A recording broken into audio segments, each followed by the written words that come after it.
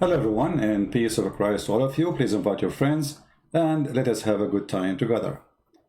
Attention please, I'm going to open my Skype so only Muslims can call me. And again please, only Muslims. And the topic is the beauty of Islam. I made a challenge, friendly challenge, for those who accept the challenge, to show us anything is beautiful about Islam. If we go on YouTube, we will find tons of videos made by Muslims. All of them have one title: the beauty of Islam, the beauty of Islam, the beauty of Islam. And when we hear the videos, we laugh. I mean, I don't see the beauty in what they are talking about. I just opened one of them. This is Mufti Monk. And he is telling the beauty of Islam. He says, we memorize the Quran. Can you believe it? But all of us, we knew how you memorize the Quran. You bring a person, you keep beating him until he memorizes it like a donkey. But yet none of you can explain one verse in the Quran. Those who have come from the very beginning to this day, miraculously, even those who do Arabic language would be able to recite the book from cover to cover, at times with absolutely no mistake at all. True story.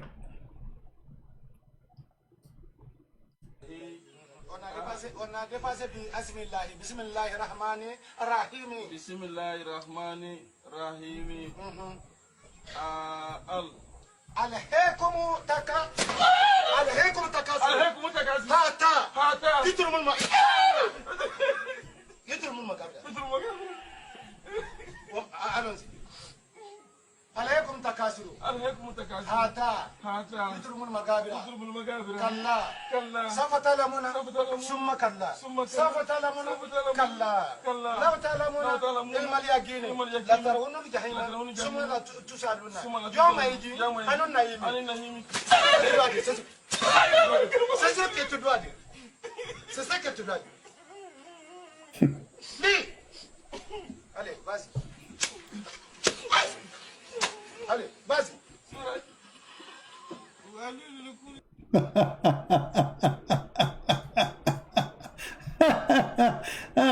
Unbelievable. So this guy is saying that those who don't speak Arabic, they recite the Quran.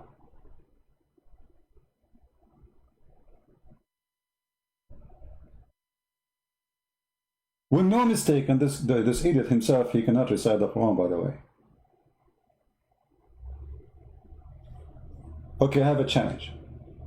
Who is willing to call me? I will choose a chapter he recited. And he have to open the camera for us. Anyone? Those who recite the Quran is children who learn since early age. They keep beating the hell out of them until they memorize the Quran. And then by time they start forgetting. However, anyone who forces anyone, any religion, Buddha, Christian, Jews, you know, the Jews, my mother, she can recite the Bible.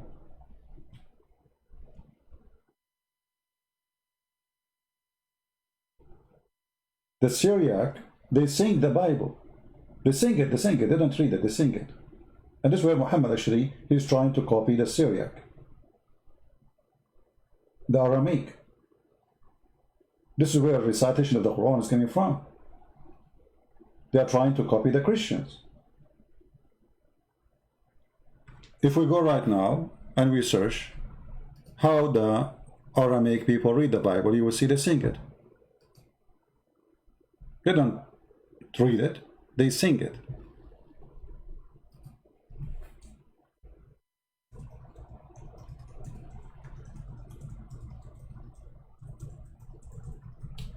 We will show you an example.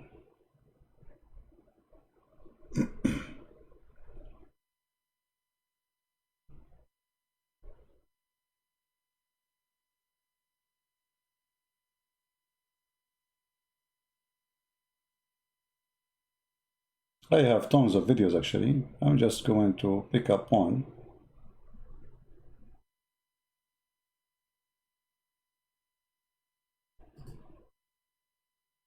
Let us see. and hope that the internet would work. Okay, we don't want introduction. Oh, this is not the prayer, this is a guy talking, I think. No, this is not the one. Yeah, anyway, like we have, you know,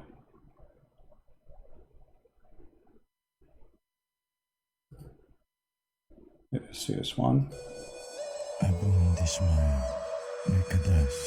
Yeah, this is just, you know, I want to show you how they sing it. Anyone who speaks Aramaic knew what I'm talking about, you know.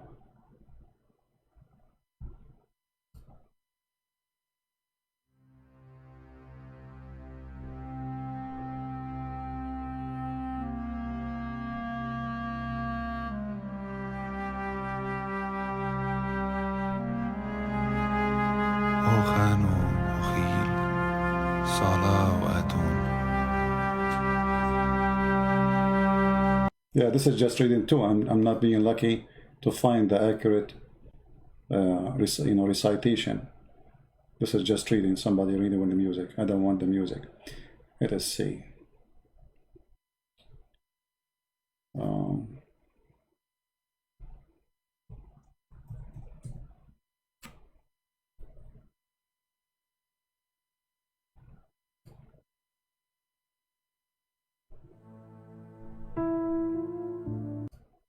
There's tons of videos.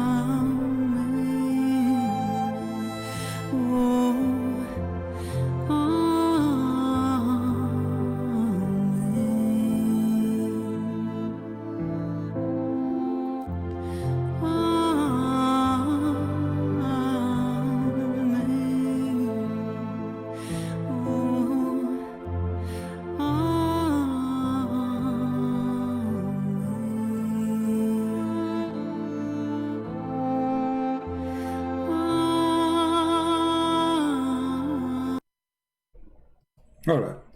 I mean, even the Muslim, by the way, even their prayer is stolen from our prayer. I mean, what the word Amin is coming from? This is Aramaic word.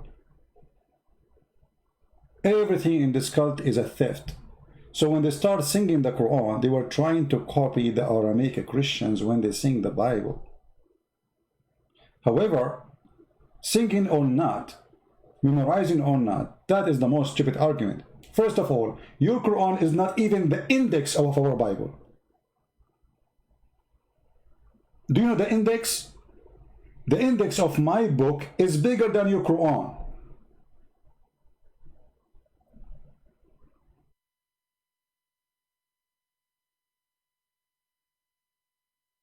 This is how small your Quran is. Even though the goat ate a lot of it, supposedly it was bigger. Same time, when you're Muslim, you learn how to recite the Quran, even that you learn it by violence. On a dépassé Bismillahirrahmanirrahim. Bismillahirrahmanirrahim. Alhaykum takasur. Hata. Yitrumul magabra.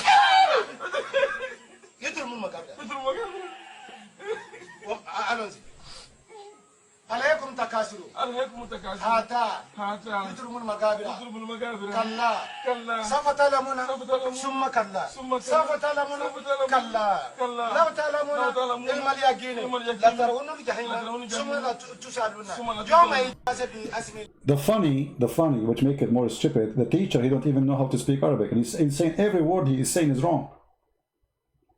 The teacher who's teaching them, beating them for being wrong, every word he is saying it wrong. So we are asking Muslims, what is beautiful about Islam? Anyone would like to call me? My Skype is on. Any Muslim is more than welcome to give me a call and tell me something beautiful about Islam. Until now, what we see, what Muslims they're saying about Islam as beautiful is something stupid and silly.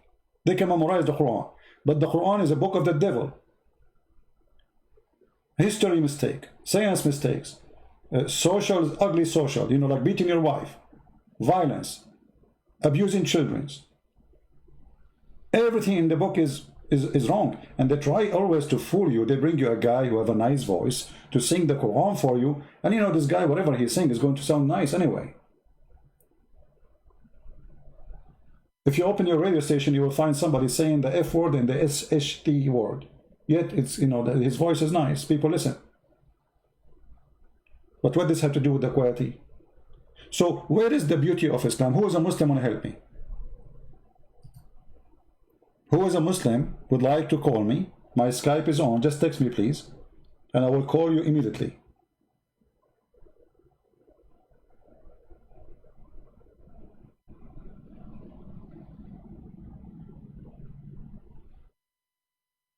Any Muslim?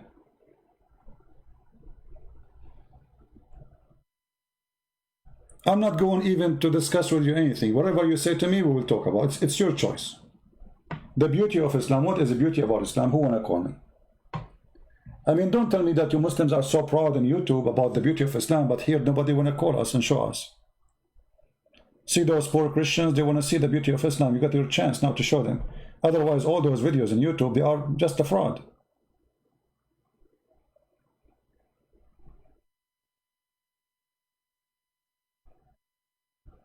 Anyone?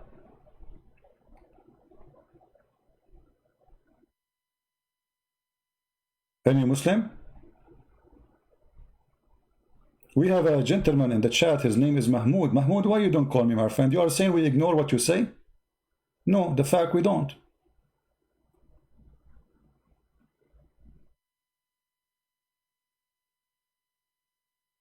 It doesn't sound similar? No, it sounds similar.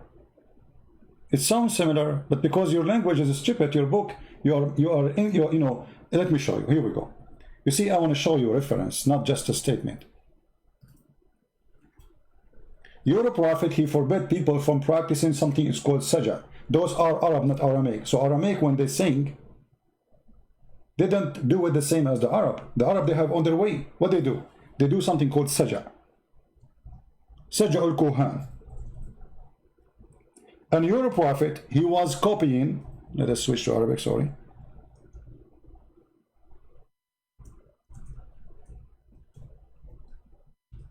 He was copying the language structure from the Saj'a.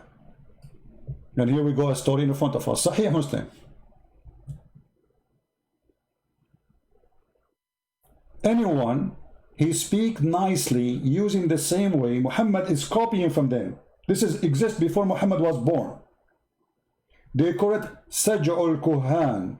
Look what Muhammad he said. When he heard the speech of a person which is so good, he said, this is Saj'ul Kuhan. He seems to be one of the brothers of Su's Savior. I don't know if I'm saying the word correctly in English. Do you see it? Who are those people? Those people didn't speak to you by making normal statement. They make Qur'an. Qur'an is a copy of those people. Just to make it simple for you to understand what I'm talking about. Arabic music is the same as the Qur'an. So I saw a cat and she was so fat, chasing a rat. That's the Qur'an. And this is why if you open the Qur'an, you will find that it's very silly, because he is concentrating, he is so bad in the language, concentrating in the last letter of the sentence, but by doing that, and he is very limited in his language, he destroyed the language. There's nothing there. If you open, I will make a change to any Muslim. Show me one chapter in the Qur'an, it makes sense. From chapter number 1 to chapter 114. Choose one. And just to show you here something very stupid. Most of people don't notice it, but we do.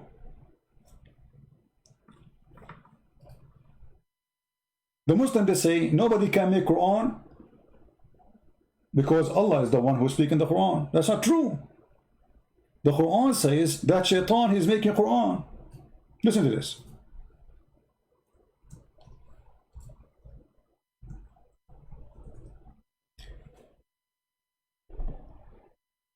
Who is talking here? The Muslim, they will say Allah. In the same time, they will say Shaitan.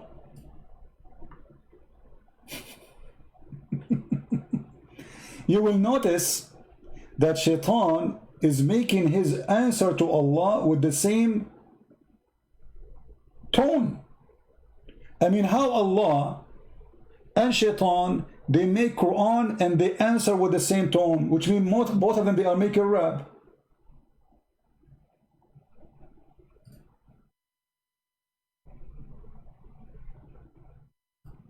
Read carefully.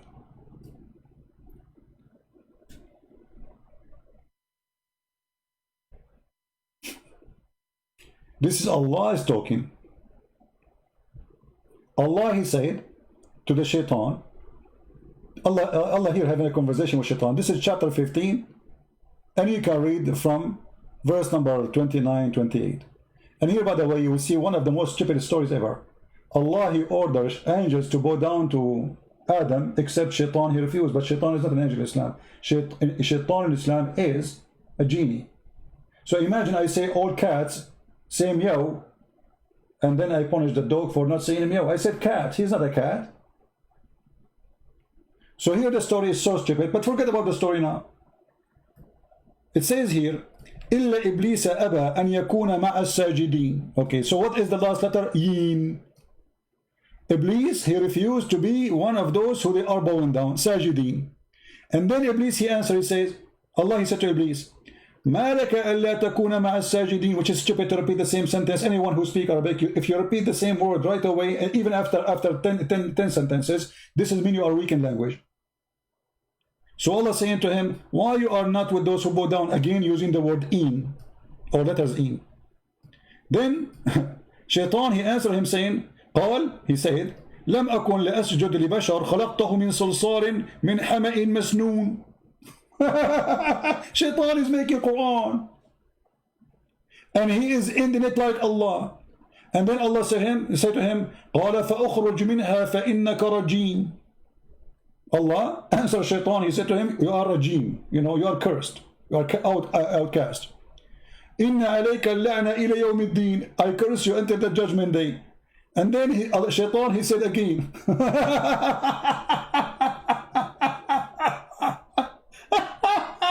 and Shaitan, he called Allah my Lord.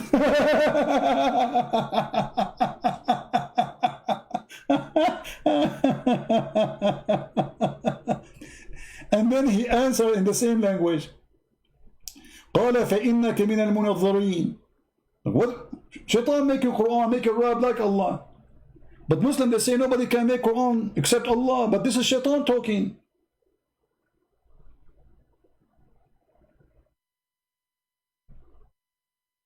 And then Shaitan, he continues saying, قَالَ رَبِّي بِمَا أَغْوَيْتَنِي. And then he says, I'm going to deceive them ajma'in. Here we go, in again. إِلَّا عِبَادَكَ مِنْهُمْ الْمُخْلِصِينَ. Shaitan making Qur'an and the funny that Shaitan, he make Qur'an and he end it with letter in. I mean, he have to end it with in. It's like, you know, like we are in a poetry or let us say Arabian music time. Why Shaitan is answering the same as Allah talking? So when they say nobody can make Qur'an, that is the most stupid statement ever, because this is Shaitan speaking.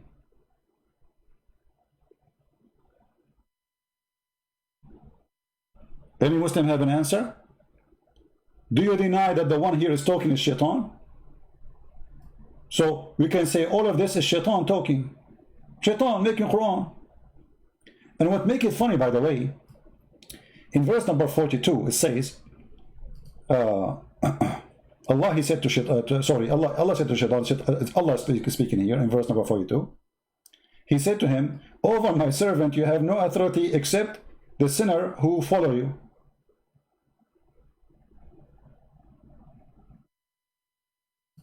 Who? Except the sinner who follow you.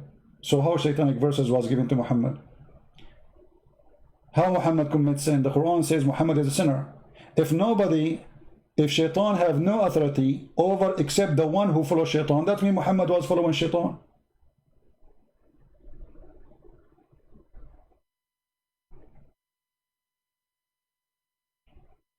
Let me check my Skype. Until now I see no text from any Muslim. Zero text. Anyone? What happened to Mr. Mahmoud? Nobody can make Quran, and then we find that Shaitan making Quran. And then we find that Muhammad is following Shaitan, because the verse is so.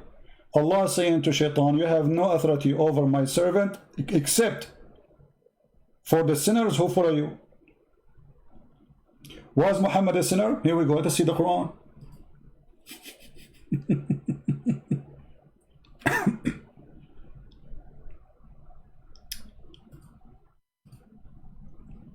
Let us see the Quran.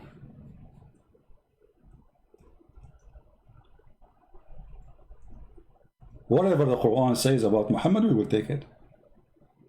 Huh? Chapter 48, verse number 2.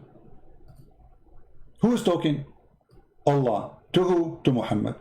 That Allah may forgive your sin, the past and to come. So Muhammad was a sinner before he became a prophet, and Muhammad is a sinner after he became prophet. But look, the Quran says, no one, you have no authority except sinners. Allah saying to Shaitan, you have no authority over anyone except sinners. That means Shaitan has authority over Muhammad himself is a sinner. The verse is saying that.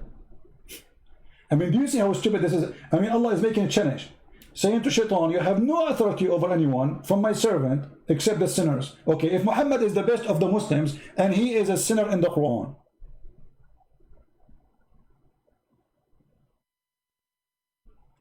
so what? How silly this challenge is. Do you see what I'm talking about? How silly to say to Shaitan, you have no authority over my followers, my servants, except the sinner. And then the Quran says Muhammad is a sinner. And not only that, Allah saying, may Allah forgive your sin. Allah saying, may Allah forgive your sin. I mean, have you ever heard of a stupid statement like this? Imagine God saying to God, may God forgive your sin.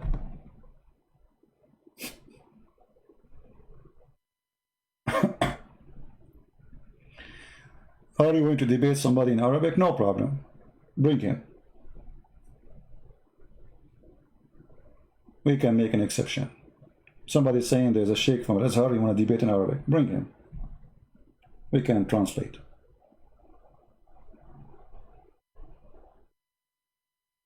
Any Muslim can answer us how this is come from. You know, obviously the one who is making Qur'an is Muhammad here. This is stupid. No way Allah will say may Allah. And look, not only he say may your sin is for, like if he say may your sin be forgiven, okay, I mean a little bit we can let it go. But he mentioned the word Allah. I mean, how you are Allah and you say may Allah forgive your sin?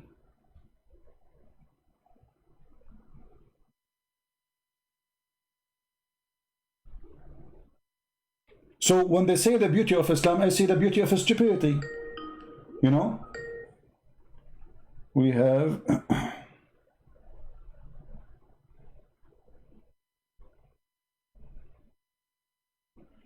we have a Muslim trying to call us. Go ahead.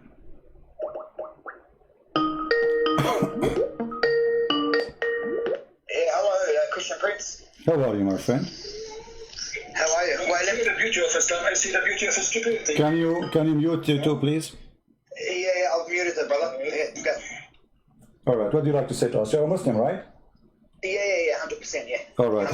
I like to be 100 Muslim. I don't like Muslims who they are. Alhamdulillah ala ni'mat al-Islam. Okay. Beautiful ni'mat that Allah has given us. Okay, what is ni'mat al-Islam? Explain to us. What does that mean? It's the ni'mat that we've been given by God to be born as Muslims. What does that mean? So, the ni'mat, I'm not sure in English how to really translate it. I can translate for you. Blessing, a blessing. Translate it, A blessing. Okay, blessing. So what is the blessing that you are born? How you can be born as a Muslim? Explain it to us, please. Oh, of course. When your parents are Muslim, you're born into everyone's born. Look, from what we believe, everyone's born as a Muslim. All right. And there's So I am born as a Muslim, correct? كل مولود يولد على الفطرة. Exactly. Okay, so I am born as a Muslim, all right? And why I'm not a Muslim no more? Because look, everyone's got their own opinions. They grow up. For example, you go, your parents or whatever it could be, you've looked into other things and it's led you to something else. Look, I'm not saying I don't dispute you, Christian Prince. No problem. Everyone's got their own. Let me ask you about this. I don't find anything wrong with the Qur'an at all. Okay. I listen to you. I listen to you guys and I respect what you put forward. No problem. No problem, my friend. My friend. Anything wrong? But as long you mention that everybody is born as a Muslim, and this is your choice to mention it. If if he is a child born of a Muslim family, and obviously he is born of a Muslim already, as you said, and he is born from a Muslim family, he will go to heaven or to hell. And if he's a young kid. Yes, he is. Let us say he is an infant, 6 months old. He dies. He dies. Okay, he go where? He go to heaven or he go to hell? Look, that's for the scholars to judge. No, what do you mean to the scholar? So what? Okay, hold on. You said to me, Islam is a blessing for us, and a simple question is not a blessing for you. Obviously, you are trembling. You have no answer. No, I'm not trembling. I mean, why you need a scholar? Why you need a scholar? If a child he is six months old and he is born as a Muslim, and he die as a Muslim, so why he will not go to heaven? He will go to heaven. I think he will go to heaven. Okay, what if I show you then that Muhammad say no? Yeah, look, it's show us and we can talk. All right. But no. No problem. This is your prophet speaking to Aisha, and this is Sahih Hadith.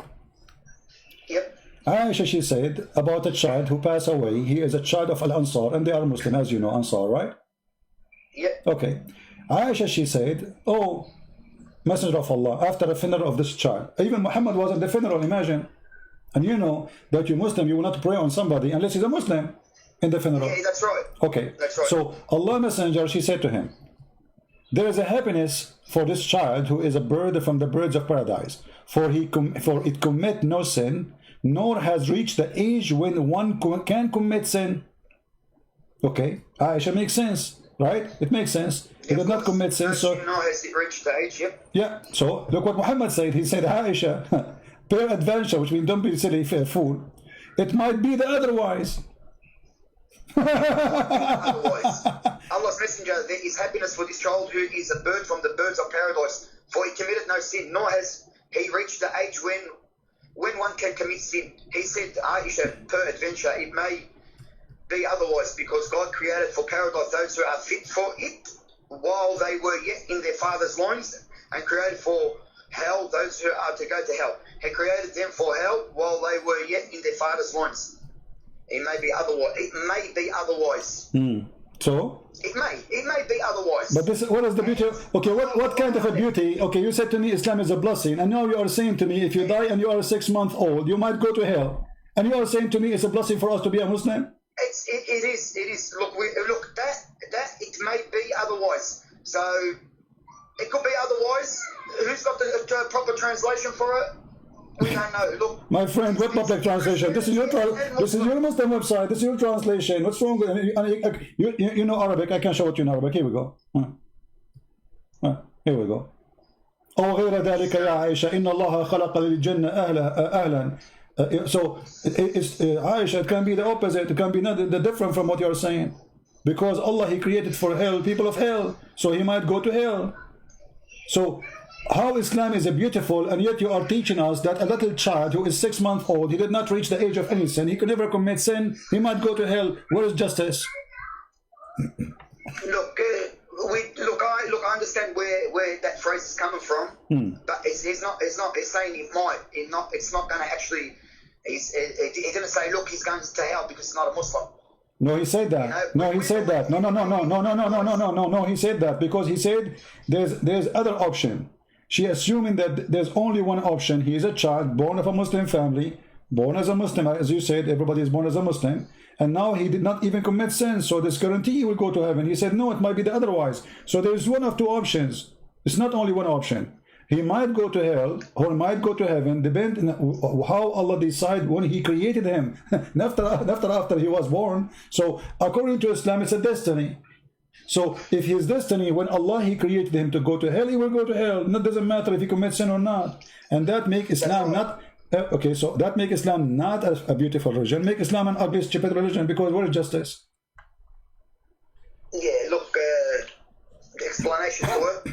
We as Muslims believe that things we don't understand, properly, we take it to someone who can translate it in a better way. I know he says it may be otherwise. It may be otherwise. Allah knows best. My friend, you translate that for us, no problem. You speak Arabic. Here we go. I will put it for you in Arabic in the front of your eyes. No. Look, go. Yeah. Here we go. Read it. Don't give me an excuse of translation. I mean, this is your Islamic translation. No. I'm not. I won't give you excuses. Okay. There's no excuses. It's there. Whatever is there is there. Okay. So either you translate for us, either you if you don't like a Muslim translation, you give us translation. Here we go. We have it in Arabic. It says it clearly. It might be the other way. So Muhammad making it clear that you might go to hell even if you are a baby born child who never commits sin. Question: what kind of religion this religion is? Why somebody will go to hell? Okay. Let me ask you. إن الله خلق للجنة أهلا. Okay. Yeah. إن الله خلق للجنة أهلا خلقهم لها وهم في أصلاب آبائهم. And by the way, what kind of religion teach you that you were in the backbone of your father? Since when we are coming from the backbone? So what do Christians say about it? Where do we come from? What do you mean what Christian says? Like what do if the Qur'an says from the backbone, where do Christians say? The Christian don't go in details of science, we believe God, He created us, and God, He made man and women, and He gave them ability to produce. As simple as that. But the Bible did not go and make it's coming from here, it's coming from there. But your God, He did. what kind of God he mentioned that the sperm is coming from the backbone of the man. And not only that, he mentioned that the sperm is coming from the ribs of the women. Since when women have a sperm? And since when it's coming from the upper side of the ribs, the location of the necklace. So what kind of God is God? Islam is beautiful. Child will go to hell. God, he think that sperm coming from the backbone. Women have a sperm coming from the top side of their chest, which means the location of where the neck and the chest is connected. And Islam is beautiful. I don't know what is beautiful. I mean, are you saying to me stupidity is beautiful? No. Look, it's, you know, there's a lot of things beautiful about it. Okay, but I'm showing you. Okay, so you are saying those things are stupid, but there's other things that are beautiful. No, I'm not saying they're stupid. No, never. Okay, no problem. So I want to. Okay, my friend. No, you have to tell me then. If you don't believe they are stupid, then how you agree? Do you agree with Allah when He say that women have a sperm coming from the upper side of her chest? Look, I've never heard that. That's if I answer you, I'll be lying to you. Okay. If I answer no you problem. Wrongly, This is why we are talking. You are talking to me, my friend. So I'm here to help you. No problem. Right. I appreciate your honesty. I will show it to you in the screen. Here we go. This is chapter 86, verse number 1 and 2 and 3, all the way to 10. All right, and 11. Here we go. This is the verses speaking about something very funny, very stupid. Look at the human being. How is he created? He is created from gushing forth water. Okay. Where is this gushing forth water? Let's read together. I don't know if you can see the screen. Proceeding from between the backbone and the ribs, meaning the backbone and of the man and the ribs of the woman, which referring to her chest. okay. The word taraib, as long as you know Arabic, you can go right now and search in the dictionary. You will find taraib is a bone of a woman, not for man, which is the location of the necklace of the woman. You know, like where the like if you put your finger in your neck, down your neck to your chest, that is the location of the taraib. So according to your God, man have a sperm coming from his backbone, and women have a sperm coming from the location of that ribs in the top of her chest. How it says here, the backbone of the man and the ribs of the woman is a fluid, is yellow. This is the woman, in fine in texture. The child will not be born except from both of them, i.e. their sexual fluid. So the Quran teach that human being, women and men, both of them, they have sexual fluid gushing forth, which means orgasm, and that will create the baby. This is going to be true if he's talking only about the sperm, and then the sperm go to the egg. Okay, that will be fine, but the egg is not gushing fluid. The egg is not. The backbone of the man and the ribs of the woman. Yep.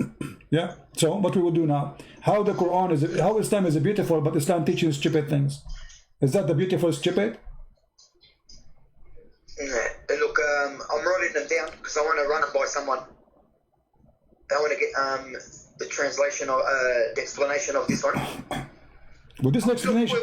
This is Ibn Kathir. This is Ibn Kathir, my friend. Ibn Kathir, yeah. Okay. No. So what do you need to get explained? We have the explanation. Yeah, sexual fluids, the backbone of the man and the ribs. Yeah. Yeah, no problem. No problem.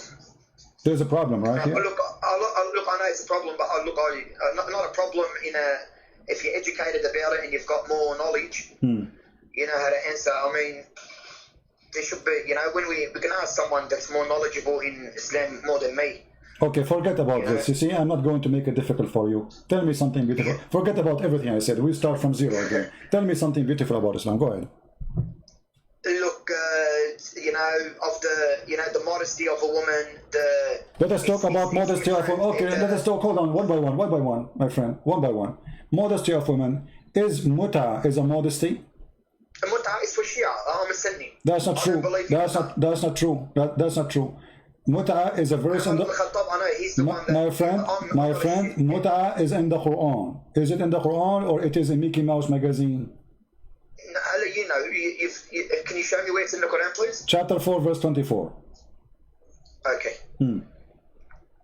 So what we will do now? Chapter 4, verse 24. Yeah. Okay. Is that the hadith you just brought up now, or we can show you tons? We can show you tons of hadith, and we can show you the interpretation of the Quran as you wish, whatever you want. No worries. Okay. So what we would do now? You said this is for the Shia. Quran was for the Shia only. You Muslims don't follow Quran. No. Quran, no, I'm not saying that. No disrespect to them, but I'm saying that I think they believe in the mut'ah. It says here, فَمَا اسْتَمْتَعْتُمْ بِهِ مِنْهُنَّ فَآتُوهُنَّ أُجُورَهُنَّ فَرِيضَةً. Whatever you enjoy with it, which means the vagina, so pay them for what you enjoy. But it doesn't say that from istamtatum, you can istamta with a lot of things in life. No, my friend, here my friend, here is about women, not about anything. And it says bihi from their vagina. This is bihi, go to the private part. So this is why a Muslim, he will not pay the wages unless he have sex.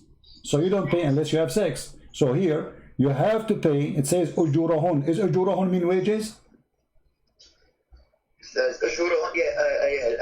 Okay, so why you pay women wages? This is not dowry, this is wages. Is she an employee for you? Is she a prostitute? Yes, she is a prostitute. Why you are paying her wages? It's a dowry. It could be a dowry before. No. You see, no, this is not. This is not. Here we go. Let us go to the hadith and make it more clear.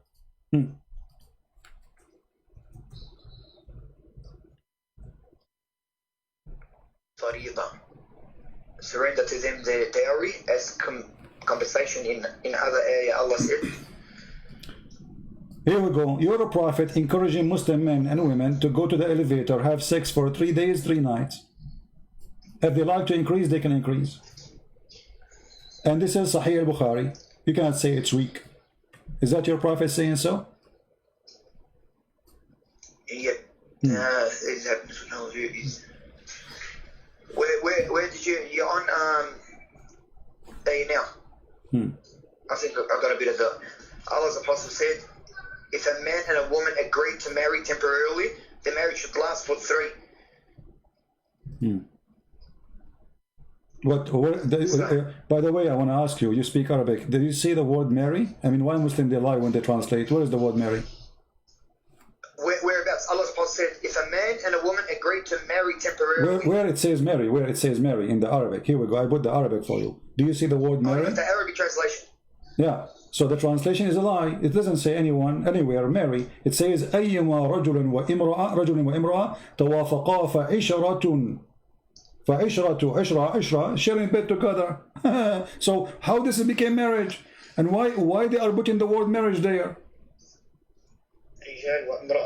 Like come to an agreement. It can be come to an agreement. Okay, yeah. فعشرة. Okay, فعشرة. What عشرة mean? فعشرة ما بينهما 3 ليال. عشرة means be together in a way, or Thank you very much. عاشرها المرأة. He slept with her. You know, anyone, you speak Arabic. So anyone he sleep with the women, man and women, they agree to sleep together to 3 days, 3 nights. If they like to increase, they increase. What kind of beautiful religion this religion is? And then you say, and there is that Ali made it clear that the Prophet said Mut'a marriage has been cancelled. After the Prophet's death. Hold on. It doesn't matter. I mean, do you think Allah, he find that he was wrong by allowing Mut'a, so he cancelled it? Who is the one who cancelled it? Allah or Muhammad? No, Muhammad, I think. Muhammad cancelled it. Okay, how Muhammad can cancel the law of Allah? Is he the God? Or said you do mut'a, you take a woman for 3 days, 3 nights in the elevator, and you do boom boom. She agree with you to get paid, you agree for payment, you agree for the happen. He found that he is stupid, he need to change it, he found he's smart. What he found there's a wrong here. He found he wasn't worthy for that time that they give it. He wasn't worthy to keep it. Allah knows everything, but he's given. It's like Allah knows, you know, if I'm going to jump, he knows I'm going to jump off the cliff, but I still do. Why? So Allah's given us our own, so we can think, we can choose. It could be that. Look, I'm not making an explanation, but to me, Mut'a is wrong completely. So Allah was wrong? No. Look, there's different translations. I've spoken to scholars. They said to me, you know, even if marrying for example, I'm not jumping to topic. I love my wife. I'm married to my wife. if I can't be equal to all of them, I won't get married again. It's simple. It gives me that thing not to tell you exactly what to do. And what to do? فَإِنْ خِفْتُمْ أَلَّا تَعْدِلُوا, it says. And look, there's a lot of things that need explanation. I'm not saying to you, no. Look, you bring forth, you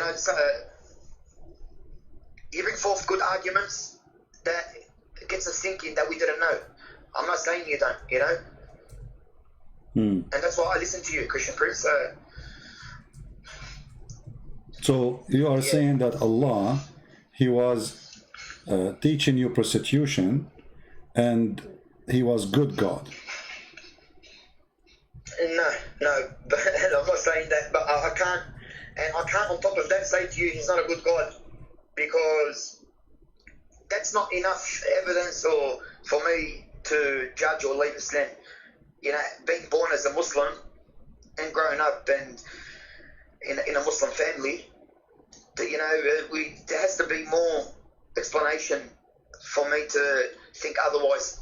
I can't say to you straight away, oh, He's not a good God. You won't be good from me to say about anyone, even your God or Jewish God. I respect everyone's views, and I respect your view too. No, I don't. No, I say for me, I don't agree with you. I am not going to respect the view of any Islamic belief. No. Because you're there to do. You're an apologist. You're there to put forward arguments. I mean, I don't find it wrong. I don't find anything wrong with what you're doing at the end of the day. Everyone's got their beliefs, and you're putting forward. But I speak to people. So okay, my friend. Okay, so the marriage is not a beautiful Islam. Obviously, there's mut'a, marrying for women. You are saying you will not be just with women, but yet He allow you to have 4. You can beat them. What do you think about beating women in Islam? Do you think it's right to beat your wife? No, I don't believe it's right to beat a dog. Okay. Let alone your woman, but I mean, it's with the miswak, doesn't it? What miswak? Miswak is a. I believe Muslim women are the most respected. Okay, my friend, do you know what miswak is? Miswak, yeah, for the teeth, to clean the teeth. But do you know how big it is? It's small. It's a tree, my friend. It's a tree. So when they say to you, it's from the tree. It's from when they say to you miswak, they are making fun of you. They are talking about something they put in their mouth, right? But this is a root, very flexible root. You can beat a camel with it. It is not a little tiny piece of thing. Let me show you a picture. This is the miswak, my friend. This is what Muslims they used to beat their wives with. This is after they cut it. This is after they cut it pieces. You see, they cut it pieces. You can tell. This is long root, very flexible. So you can beat with it your camel. You beat with it with your donkey. You beat with it your horse. And you beat with it now your wife. And you are telling me this is the thing you're chewing your mouth with. So, they lie to us. They say to us, it's a toothbrush. This is a tree root, very flexible. Prince, a Muslim woman, at the end of the day, we all argue. We all argue with their wives. We all push. We all do what we have to do. I don't believe a Muslim will beat his wife to bed. All right. So let me ask you: if a person he came to Muhammad and he did beat his wife, who is going to take? Muhammad will take the side of who? The man or the woman? It's got to be just. You gotta see who was in the wrong. Look, it's wrong to beat, but at the end of the day, we're human beings. So hold on. What do you mean just? No, what do you mean just? If a man he beat his wife, he can be just by beating his wife. He can be just. No. I'm against beating your wife. Okay. Of course. Yeah. Okay. So you shouldn't beat anyone. So you are against the Qur'an saying beat your wife? No. Where does it say that? Chapter 4, verse number 34. فَضْرِبُوهُنْ. Yeah, I mean, you know the word and you're asking me where it is. No. But what's it say? فَضْرِبُوهُنْ for with what? It doesn't matter. You beat them. It says beat them. Beat them with what? Who care? But I mean, he need even to tell you to beat them with what? Look, he sent down the Prophet to put everything forward to us. Every everything. Like Allah said, if okay, thank you. So okay, no problem. For me, please. Okay, where it says to you, beat them with the miswak. You mentioned to me the miswak. Where Allah said to you, beat them with the miswak. That's a hadith. It's not in the Qur'an. Give me the hadith. The hadith, I'm going to bring it up for you because I'm listening to you and I'm talking. No problem. I will give you your time. And I showed you the miswak. And I showed you already. Okay, you see, you just get yourself in trouble now.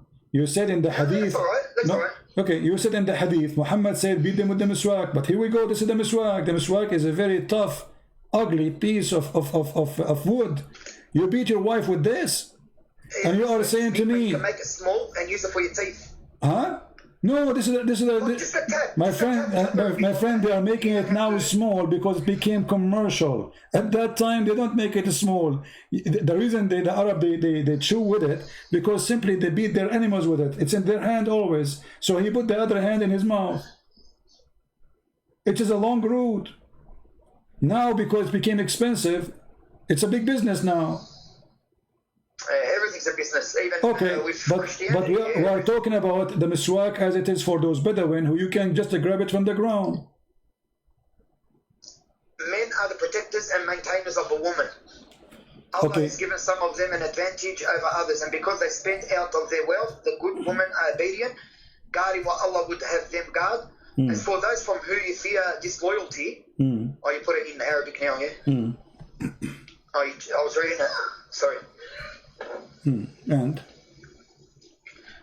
it's gone from the screen, hasn't it? Yeah, anyway, I put it back. I was trying to show you the miswak. But let us stop here. Men are protectors and maintainers of women because they spend some money on them. How that can be? I mean, so Khadija, she was spending money on Muhammad. Can she beat Muhammad? No, men. What was it again? Men are the protectors of women, yeah? Okay, how protector of the women? Because they are spending their money, they have advantage over others. Why the man is given advantage? Because he spent his money in the women. So the women, she is not respected, for she is not the one who supports herself. That's what the Quran is saying. So because you spend some money on a woman, you beat her. No, I don't know. That's not. Well, this is what the verse. Read it. This is what the verse saying. Read it. Because other protectors and maintainers. Who is the one? Who is the one? Maintainers of women, of course. Okay. My friend. Why? Women are obedient, guarding what Allah would have them guard. As for those from whom you fear disloyalty, admonish them and abandon them in their beds, then strike them. If they obey you, seek no way against. Yeah, I can't see the other one. Okay. So the purpose of beating is to make them obey you, correct? Yeah. But look at the warnings beforehand. What warning? Guarding what Allah would have them guard. As for those from whom you fear disloyalty, admonish them. Abandon them in bed, and then strike them. Oh, well, first of all, it doesn't say any of what you are saying. Let us show you in Arabic. Let me show you what it says in Arabic. It says, those who تخافون نشوذهن. What nushuz mean? نشوذهن, yeah. What does that mean? That, I'm not sure, man, to be honest. Okay, if a man he do nushuz, can the women beat him? The same act, not different act. No, of course no. Okay.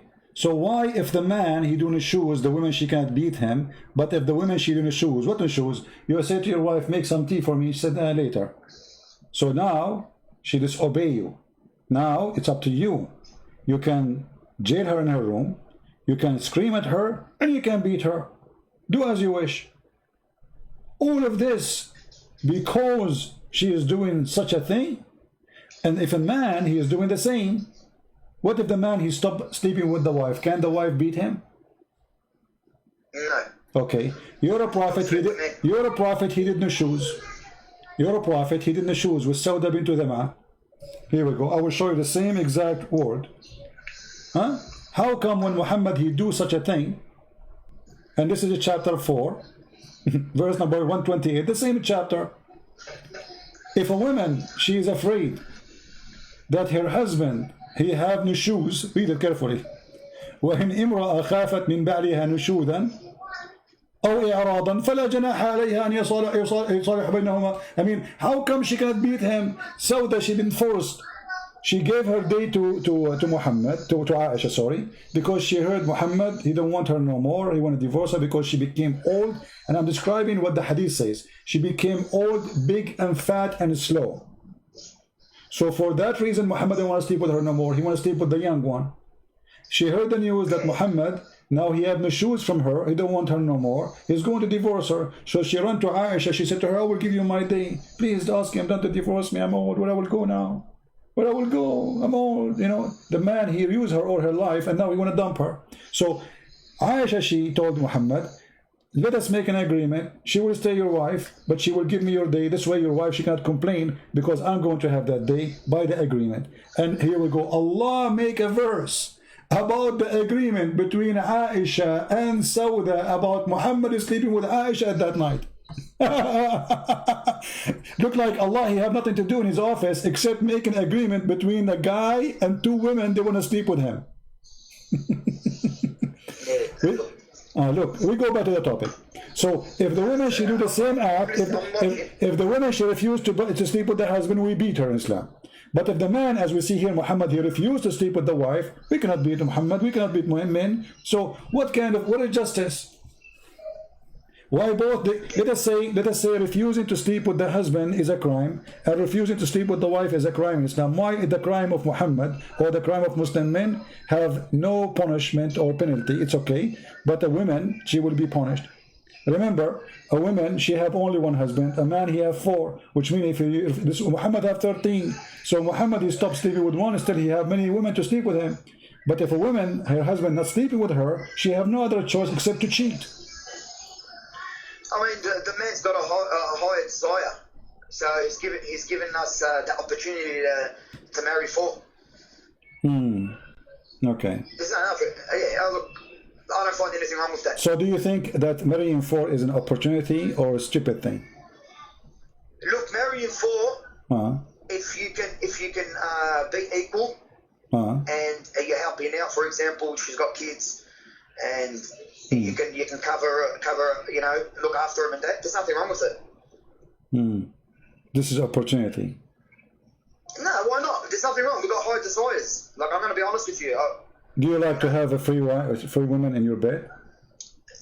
Not in my bed. Of course, you can't have them in your bed. You can have one night here, one night there. Okay. You can't have them. You can't do threesome. Okay. Is it allowed for a Muslim man to bring a woman to the bed of the wife and sleep with her in the bed of the wife? No. No. What? Bring it to the bed of the while she's in the bed. No, she is not in the bed. But let's say this is her bedroom. Can you bring a woman? No, I wouldn't do it. No. Why you will not do it?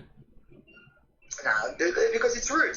Even though you know you've married, and like I said to you, to marry the 4, you can't just do it for my desire because I want to. So when Muhammad he had sex with Mary the Copt in the bed of his wife, you say this is wrong. You know, if it's there, if it's written in that hadith and that, look, it's a prophet. You know, I don't know what to say to you. No problem. Until now, you failed, my friend, to give me anything beautiful. We found that in Islam we beat women. In Islam we abuse women. In Islam, women, she have no value. In Islam, she is just a property we own. And just in Christianity, does it say to stay away from your wife because she's got her period? This is in the Old Testament. And what? So what if you have a period? You know, this is okay. Hold on.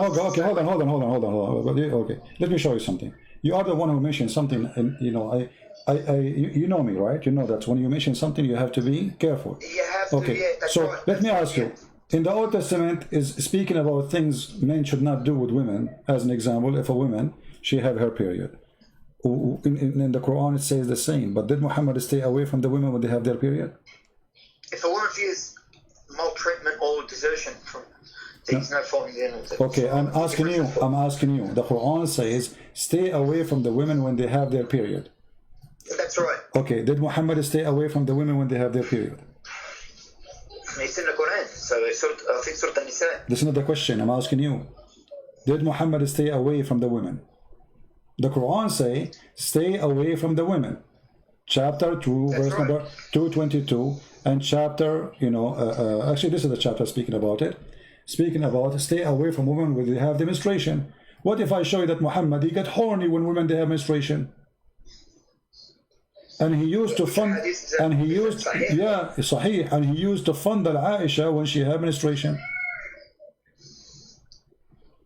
Look, at the end of the day, fondling, if she's got her menstruation, without touching her from the inside, but you're saying to me, what, he slept with someone while she had a period? Well, so the Quran says don't stay away from them. How Muhammad is fondling the women, ordering her to put a sheet between her legs and she's bleeding, and then he is doing, we don't want to give details. Yeah, I know, yeah. Why he is doing that? I mean, the guy, he have 13 wives. Can't he go to the women? She don't have, all of them they have period in the same night? Yeah. What? And they ask you about menstruation, say, so keep away from women during menstruation and do not approach them. Yeah, that's it. Yeah, but how Muhammad he do that? I mean, don't you think this is? Don't you think? They can do. I don't want to talk here, but I'm saying that he doesn't have to sleep with her like physically and wash. What physically? That's it. The women. She is bleeding. This is not the time to touch a woman. The Quran says to you, stay away from them when they have their period. So how in the world Muhammad is not following the Quran? It says that in the Quran. Yeah, that's right. Okay. So how Muhammad he do that? Look, I'm not sure, mate, to be honest. Your women are cultivating for you, so approach whenever you like and sit. And that verse We'll clarify that and we'll get back to you. And that verse you are mentioning to me is ugly, don't you think so? Your wife is the same as a tenth, so approach your wife as you wish. What kind of God he say that? Where they say that? You just mention it. Yeah. No, look. Are you, my friend, are you aware of what you are saying? You just said, "Inna nisa'akum harthun lakum." No. You're very well prepared.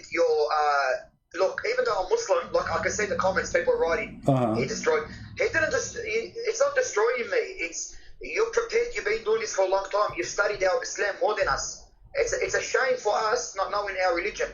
That's one thing I want to say about us. Okay. It's a shame for us. We don't know our religion. Like my friend, this questions you're asking me, it hasn't crossed me. Okay. Like I'm being honest with you, it hasn't crossed me. It hasn't come. It hasn't put forth. I haven't heard it before. So you're very well prepared. So what we will do now? How a God, he say women as the same as a tenth for you.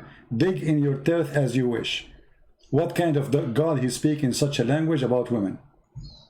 Do you really think that women are the same as a ground and you are digging in the ground as you wish? As you wish. What? What? I was reading that. I was there. قال إنه يقول إنها بقرة لا ذلول تثير الأرض. What are you reading? Chapter 2, verse number 223, my friend. Yeah. 223. نساءكم. Your women are cultivation for you, so approach your cultivation whenever you like and set ahead for yourselves and fear Allah and know that you will meet Him and give good news to the believers. And do not allow your oaths in Allah's name to hinder you from virtue and righteousness and making peace. Is that beautiful? Yeah, no, I was just reading it. Yeah. Is that beautiful? Look, there's things we have to go over, like in Christianity, like a lot of Christians on here. Do they know their Bible? Like, all they know is the love verses. But if you go inside the Bible, you read, there's a lot of things that we need answers for. Like the Qur'an too. It's not our fault, it's the people that are out there. Did the Bible says you can do such a thing with your women? Can you show me? Look, the Bible talks talks about a lot of things. You got Ezekiel 23. There's a lot of things in the Bible too. What about? Well, tell me what Ezekiel 23 is saying. What's wrong with Sorry? it? What Ezekiel 23 is saying? Go ahead. Well, let me. I'll show you. There's a lot of things now. We opened it now. I was just trying to put you on speaker, Christian Prince, right? No, don't worry. I will put it on the screen here too. But what's wrong with it? Okay. I'll get it for you in just 2 seconds. Sorry. There's a lot of things even in the Bible, like when it has. So, what about it? Sorry, I'm not as prepared as you. My friend, Ezekiel 23. Son of man, there were 2 women, daughters of the same mother. Sorry, excuse my language, everyone. They became prostitutes in Egypt, engaging in prostitution for their youth. She gave herself as a prostitute to all the elite of the Assyrians and defiled herself with all the idols of everyone. She lusted after. It's Bible, Ezekiel 23. Okay, why you stop? Continue, and then you will see that what you said, with my respect to you. Do you allow me? Is it okay if I call you stupid now? Look, why is that? Because this is if you read the verse after it, you will see speaking about 2 cities. This is not about women and men. This is about 2 cities who commit sin. They are away from God. One is called Ohalia, is a Samira, and Ohiba is Jerusalem. So you are, because so you're correcting. So you're telling us to read the Bible, but when we go to the Qur'an, you don't want us to read the one before and after. No, you can read how we go. No. You see, each time I never said to you. No. Be honest with me. No. Be honest with me. Be honest with me. When I did not allow you to read the one before it and the one after it, never. No, you didn't. No. Okay. You didn't. So, it wouldn't even go for that, to be honest. So here I'm saying to you, how you assume that this is about people having sex as you claim, when if you continue reading the verse, you will see this is about 2 cities, 2 locations, 2 territory. They commit sin against God. This is have nothing to do with men or women. Like the last time you were saying, give me a verse in the Quran where it says a rape. There's a punishment for rape. Give me a verse give me a verse where we can't sleep with animals, but we know it's wrong. We know it's wrong. Okay, okay, hold on. What if I show you right now that even you can sleep with animals during the Hajj? Come on, man. Where does it say that? You've got you're prepared for everything, I understand, but where does it say that? Okay. You can sleep with animals when you go into Hajj. Okay. Sorry, we're jumping to everything, Christian Prince. No problem. Look, I like talking to you, yeah? Okay, here we go. Let us see. I will show you what it says in Islam. I will put it for you on the screen. You speak Arabic, and then I will use Google Translate. Is that okay? Yeah, of course. Okay, here we go. This is your Islamic website, islamweb.com or .net. Do you see the title? Your women are killed for you to cultivate. So go. No. Just okay. Refresh. The page is going to come to you. Taking time, maybe. Okay. All right. Here is Islam.web. Okay, and they are quoting from Islamic books. جاء في المغني لابن قدامة, and this is a very famous Islamic book about what is going to destroy, or let us say, make your Hajj invalid. Here it says, ولا فرق بين الوطء في القبل والدبر بين من آدمي أو بهيمة وبه قال الشافعي, etc. Okay, and then he continues saying, ومن وطأ بهيمة وطأ البهيمة إن الحج لا يفسد به. The one who do الحج لا يفسد به. Read it. Here we go. Let me zoom in for you. وهو قول مالك وأبي حنيفة. If you have sex with an animal, your Hajj is valid. And this is the most popular. This is all the sect of Abi Hanifa and Malik. Yeah, no. Okay. So I'm just trying to. Okay, so. What's it? It doesn't say that you can sleep with animals. No, it says. No. Read it. This is it. It says. ومن ويتخرج في وطء البهيمة أن الحج لا يفسد به وهو قول مالك وأبي حنيفة. The one and meaning and the Shafi'i and all of them, they agree that it's not going to damage or destroy your Hajj if you have sex with Bahima. What Bahima mean? Al-Bahim, donkey. Okay. Bahim. Wonderful. Okay, so if you have sex with donkey in Islam and during the Hajj, Allah bless you. That's what it says. No, we usually look. That one there needs big translation from someone more. To be honest with you, Christian Prince, it's not saying that. It's not saying you can sleep with animals. You're allowed to. It says that. Read it. It says ويتخرج في وطء البهيمة أن الحج لا يفسد به وهو قول مالك وأبي حنيفة ولا يوجب الحد. There's no punishment for that too. That means it's legal. It's legal to sleep with animals. Yeah. Yeah, no, look, So what is the, again, we go back to zero. What is beautiful about Islam? Until now we got nothing. Beautiful, look, there's a lot of things, there's a lot of beautiful about Islam, and there's a lot of things maybe beautiful about Christianity. And you're bringing up stuff that need to go over and study properly and get the, just like Christianity. I mean, Christianity is not all love too, is it? It's not all love and peace and... What this have to do with our topic? And no, Christianity is about love. Jesus says, love your enemy. What do you want more? What do you want? Your enemy, yeah. What do you want more than loving your enemy? I mean, if your enemy, you have to love him. What is left? Yeah, but even in our religion, we love our enemies. Show me, where is the verse that says love your enemy?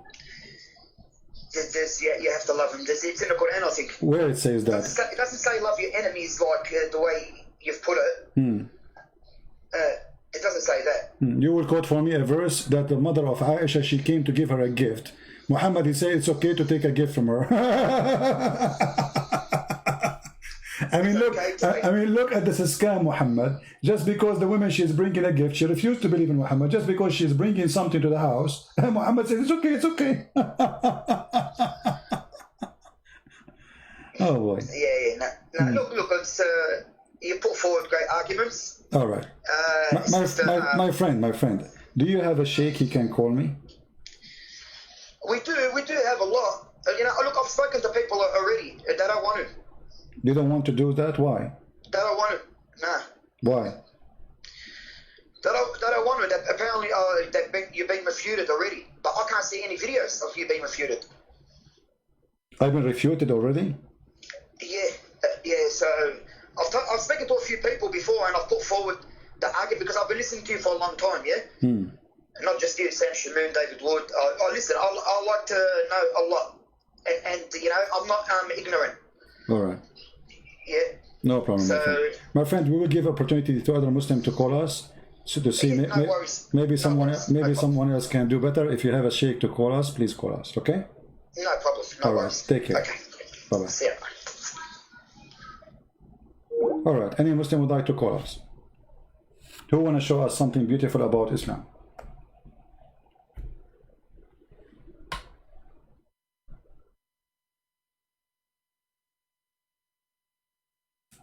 Any Muslim?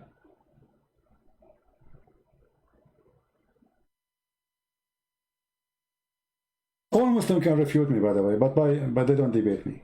I mean, it's so easy to refute Christian Prince. I mean, it doesn't say that, CP. Very easy.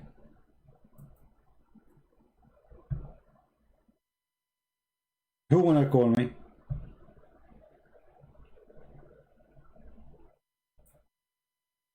I just posted I posted the link. Here we go. I posted the link again. Or maybe I'm posting the wrong link. Hold on. Oh boy. I closed it already now.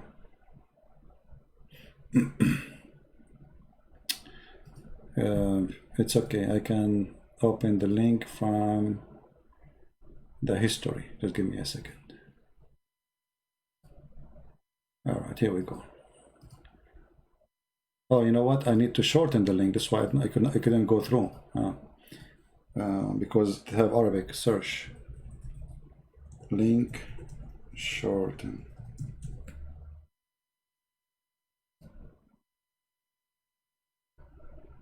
Okay, I will short it for you and we send it.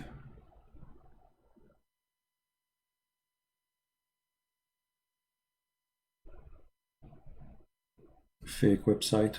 It says shorten the link, you click on it, it asks you for email, blah blah blah, garbage. This one I tried before, it's good. Let us try this one. Alright, this one will work. Good. Here we go. This is the link. Anyone is watching, anyone is a Muslim. This is the link where it says that if you have sex with an animal during Hajj, it is accepted and Allah will bless you. Do we have any Muslim who would like to call us?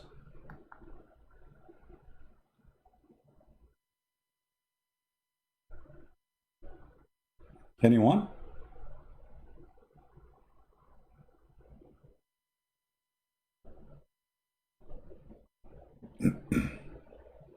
Guys, is my link posted? You were able to see the link I posted or not?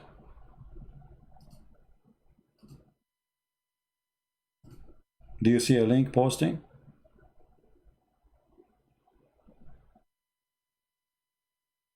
It doesn't show? Well, I don't know. Here we go. Let me show you that I'm posting the link. Maybe YouTube don't allow it. Go, give me a second.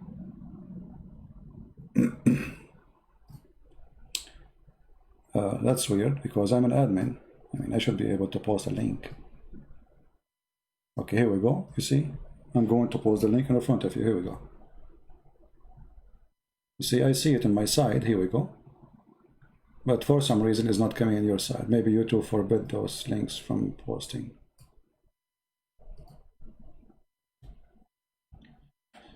No problem. It's okay. Anyone? Any Muslim?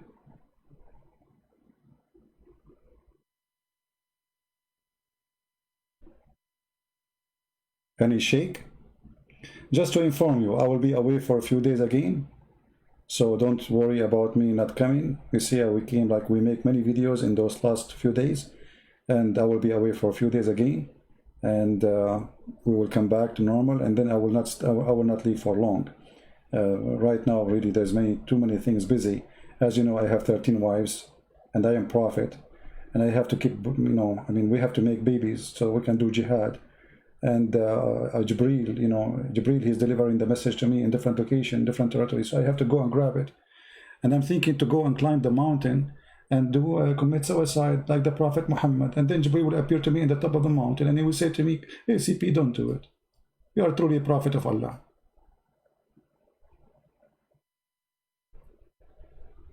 Right? Send to Skype. I mean, what difference is going to make? I'm not opening Skype in my computer here.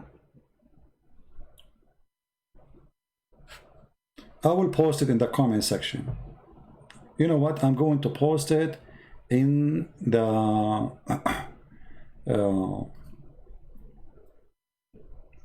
info. Is that good? Go. Let me give me a second. Here we go. You will find the top link in the info.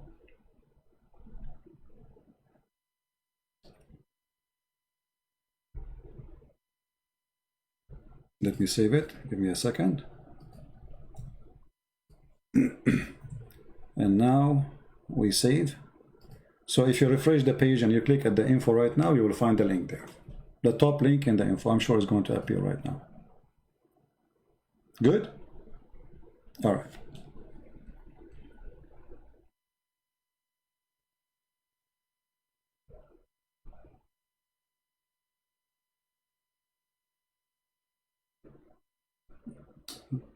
Someone asking me to talk to me by email. I don't talk by email, my friend. So do we have any Muslim to tell us something beautiful about Islam? Is the link showing right now? Is it showing? Okay. You can use Google Translation and you will see this what it says. If any Muslim, he will say this is not what it says, call me right now. and you can read it in Arabic, and you can translate your own. It's in the info of the video description.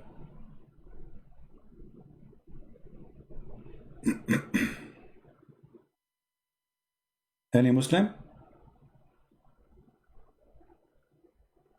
Say hello to all my wife. That's very hard, my friend. You remind me of my cousin. He's an Arab, as you know.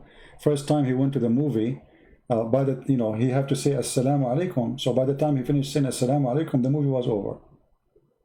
And do you know how many I have? I'm prophet like Prophet Muhammad. Hello, a lot of women. And Allah gave me the power of 40 men of the people of, 4,000 men. I mean, I want to know how Muhammad, he measured his sexual power by 4,000. Why Allah, he gave him power of 4,000 men? What does that exactly mean?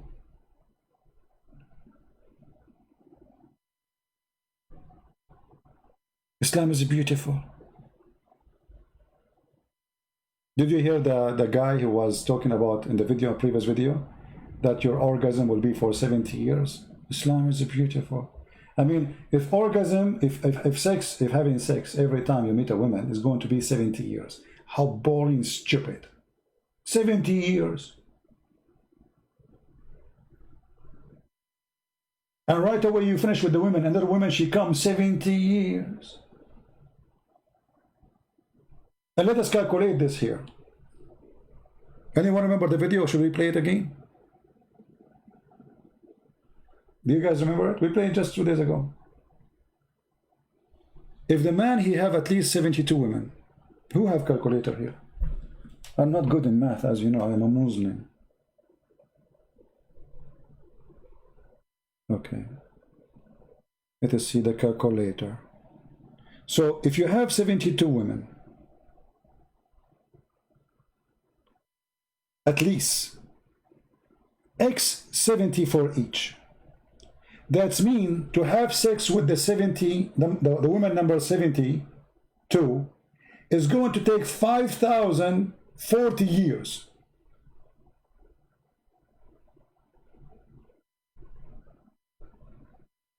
So I have 72 women waiting for me, and now I started with woman number 1. Woman number 72, she will get her turn after 5,040 years.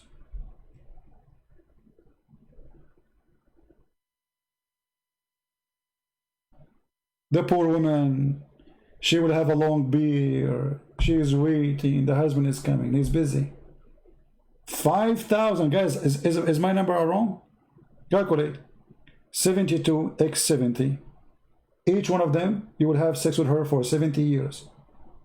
Okay, 72 x 72 is 5,040. 5,000 years, 40. Christ our Lord, he was in this earth 2,000 years ago. Which means by the time Muhammad, he finished have sex with his wives, that's going to be the end of the world. After 72, which means after 5,000 years, it will go to zero, the number 1.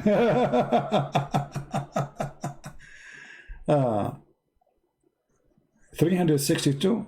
How is that? Hold on. I told you I'm not good in mathematics. No, here we go. 72 x 70 is 5,040. So what do you mean 300?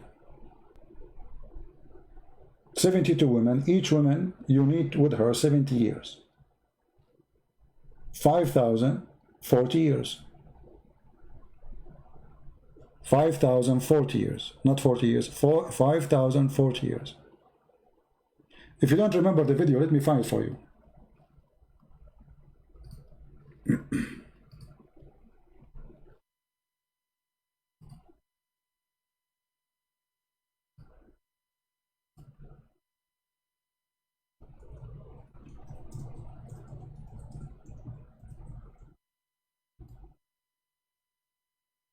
Let me see if I can find it right away.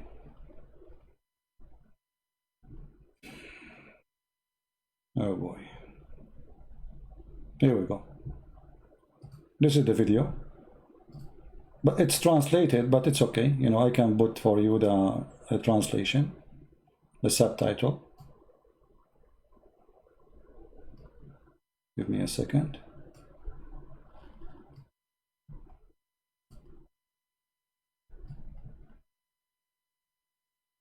This is Abdul explaining to us what you will have in the heaven of Allah. لكل مسلم في الجنة حوريتين، هذا أقل شيء. كل حورية لها 70 وصيفة معها. الحورية حلالك والوصيفة حلالك. ولكل امرأة من أهل الدنيا دخلت الجنة 70 حورية. فترتيب نساء الجنة 4. أول شيء امرأة الدنيا، هذه رقم 1، معها 70 حورية. ثاني شيء الحورية معها 70 Let me go from the beginning. Hold on. The screen was not on. This is a sheikh from Saudi Arabia explaining to you what you will get in heaven. And he will calculate for you the numbers and what you will do exactly. لكل مسلم في الجنة حوريتين، هذا أقل شيء. كل حورية لها 70 وصيفة معها. الحورية حلالك والوصيفة حلالك. ولكل امرأة من أهل الدنيا دخلت الجنة 70 حورية. فترتيب نساء الجنة 4. أول شيء امرأة الدنيا، هذه رقم 1، معها 70 حورية. ثاني شيء الحورية معها 70 وصيفة. الثالث الوصيفة، 3 أنواع، عفوا 3 أنواع. النساء في الجنة 3 أنواع. أزوج في الدنيا بزوجة، فعندك واحدة زوجة، زوجتك اللي في الدنيا، ثم 70 حورية معها حلالك، ثم مع كل حورية 70 وصيفة، أصبح كم عندك من امرأة؟ هذا أقل واحد. I don't know if you understand. He's saying to you that even your wives, you will get in heaven the hur. So let us say you get at least 2 of the virgins, and then your wives on earth, but each one of them, she have 70 maid, and you are going to sleep not only with the wife but with the maids too. So if you have 3 wives or 4 wives, each one of them, she is going to have 70 maids, and you will sleep with all of them. Did you hear it? Translation is so clear.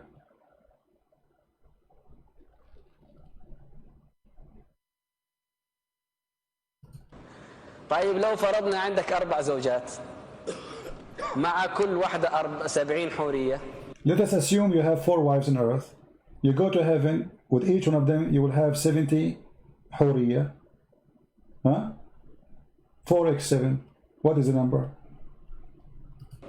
مع كل حورية 70 وصيفة. And every حورية, she have 70 maid.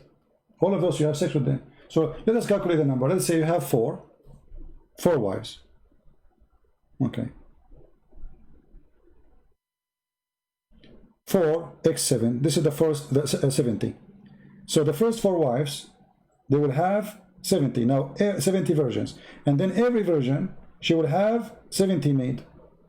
Okay. So that means 280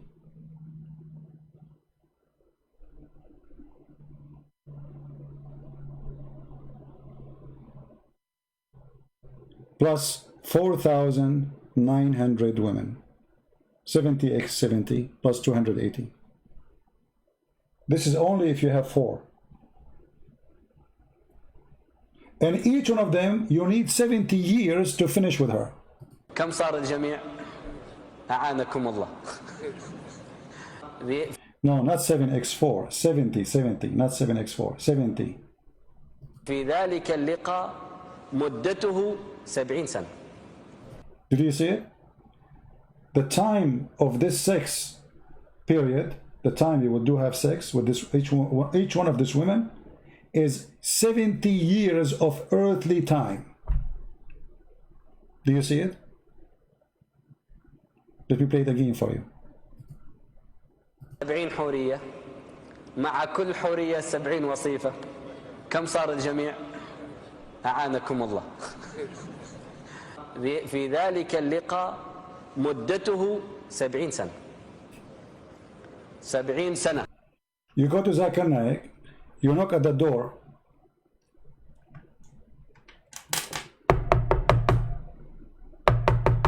Christian Prince, I'm very busy. Come later. Okay, Christian Prince, he come next year. Christian Prince, I told you I'm busy. I'm very busy. I can't even talk to you.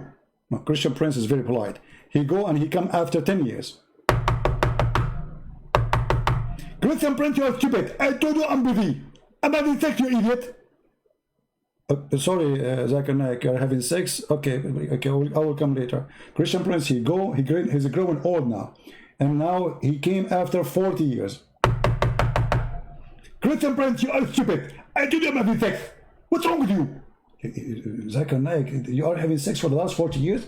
You are a Christian. You claim that you know Islam every well. You don't know you are going to have 70 years. Zakir Naik, you are having sex for the last 40 years and there's 30 years coming? Exactly. And not only that, by the time you finish and you come to me, I will be starting with the second one, which means you will never be able to meet until thousands of years from now. And they say to us, Islam is beautiful. I mean, Islam is the most beautiful, stupid religion. And look at his face. The guy is so excited. The people in the mosque like, yeah, yes, we will have sexual intercourse for 70 years, brother. Oh boy. Oh mommy. Oh mommy, mommy blue. Oh mommy blue. Oh mommy. 70 years. Only? And why Muhammad, he's stuck with 70, man? Muhammad, he quote a number from the Bible, and then he make everything about 70. You will see Muhammad, wherever he go, he says 70. That's it. There's numbers, he's stuck with them.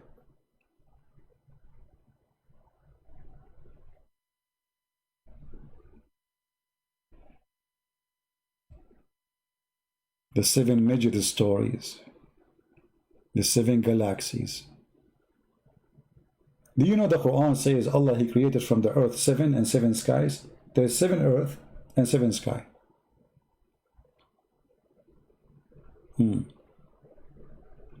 Anyway, by the way, I'm very upset. I was going to convert to Islam, but when I heard it's only 70 years, I'm disappointed.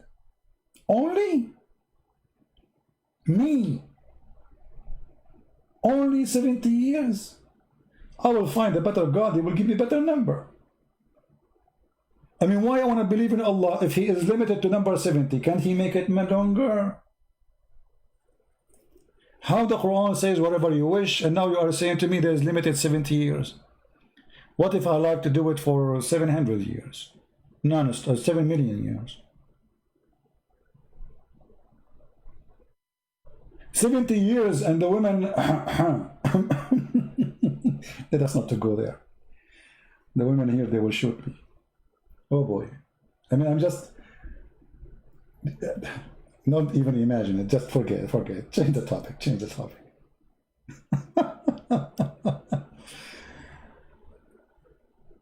And look at his face. Look at his face. We showed you in the morning how Mufti Monk, he was telling you that in heaven of Allah, you can change even the shape and the colors of your wives. I mean, how do you want more? I mean, isn't it really beautiful to have a God like this? I changed the shape. Can I change the shape of my mother-in-law? I'm sure there's many of them, they would like to make their mother-in-law like became a bird or a turtle or...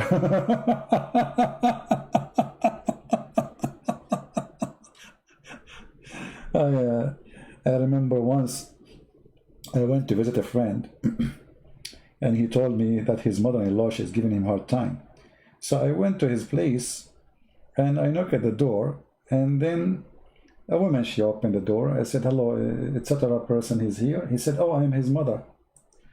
So I said, okay. She said, come, he will be here soon. Let me make a coffee for you. So I sat down and she said, so you know him very good, you're a very close friend for him? I said, yeah, we are, like we don't know each other for long, but I said, I hope he's doing well, because he was very much stressed because of his mother-in-law giving him a hard time. And right away I noticed that this is his mother-in-law. Oh boy.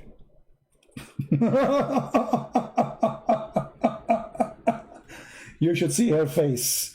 The second I saw the face, I know that this is his mother-in-law. I got it wrong. I thought this is his mother. She said to me, I am his mother. Yeah, I'm his mother, get in. And later I discovered that this is his mother-in-law. Unbelievable. Oh boy. I feel sorry for him after that. Anyway, 70 years. I mean, it must be true. Do we have any Muslim? Our Skype is open. We got no Muslims.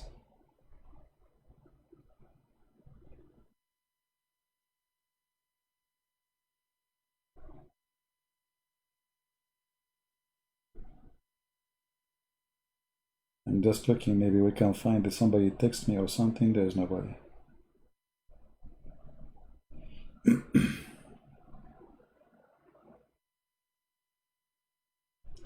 You know, I have a Muslim. Actually, he was a Muslim. And now he is worried about me, you believe it? This guy, he used to attack me always. He says, man, are you good? Are you in good health? Why don't you go live no more? Then if you go down just little, not long time ago, he was defending Islam. I mean, isn't it amazing that a person who was like against me, he hate me, and now he's worried about me, he's saying, Christian Prince, where are you? I mean, you see, Abdul can turn to be something very nice. Yesterday he was Abdul, today he's worried about me. You are never getting any calls, okay. All right, so again, guys, I will be away for a few days, so don't worry about me not coming here. You know, many years ago, I went away. I was in the army, in USA Army, and I came back to Paltok. You know, like in the army, they don't give you vacation, you know, etc. So I came back, and then I found that I opened chat rooms in Paltok, and I found a room. It's called the same day. Imagine, guys, the same day I arrived, the Muslim, they open a chat room. It's called Celebrating the Death of a Christian Prince.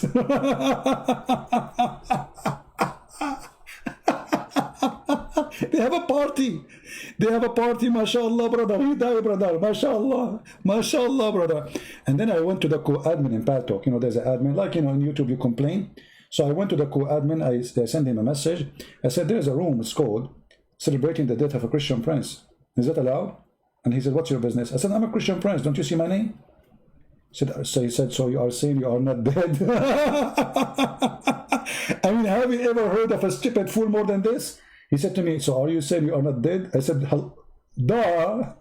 Hello? Unbelievable. I feel sorry for the woman who was marrying this man. Are you saying you are not dead? What? Are you saying you are not? I mean, I could not believe even he is saying that to me. Anyway, and still he is slow. He says, why you need to close it? I said, is it, you know, is it okay in your policy to open such a name celebrating the death of somebody? He said, so? He said, first, this is me. Secondly, I'm not dead. Number three, this is hate. Finally, he closed the room. Finally, after explaining and, you know, oh boy.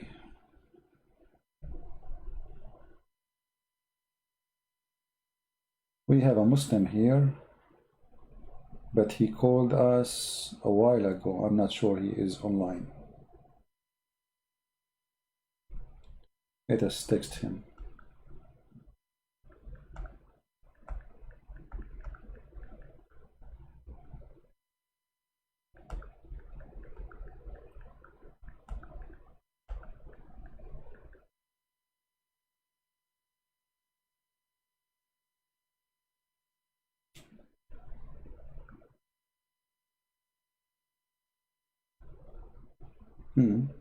My Skype froze. Okay, now we texted him. No, we don't know if he is online or not. It says last time seen 3 days ago. You see, the problem with this is Skype. There's thousands of messages and they don't appear in the top. I mean, they are like all over, down, you know. So if you text me like 2 months ago, Your text will not appear for me in the top, will appear, you have to go back 2 months ago.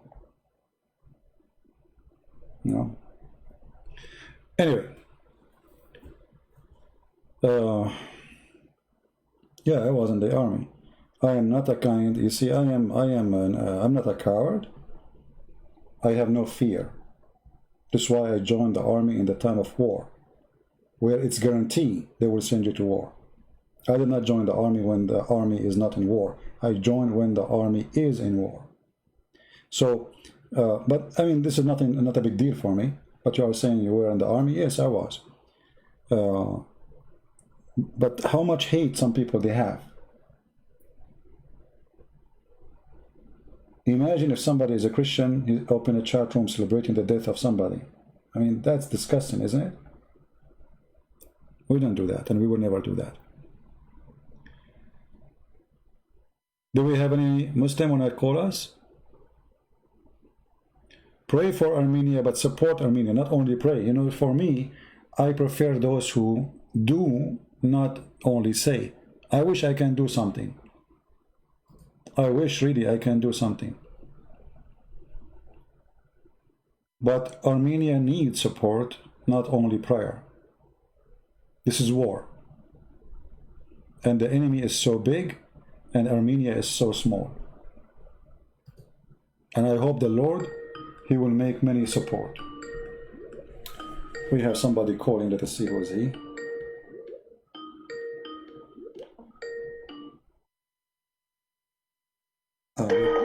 Hello? Hello? Here we go. Ow. Ow. Ow. You want to play for me a Dan? That's the best they have. That's it.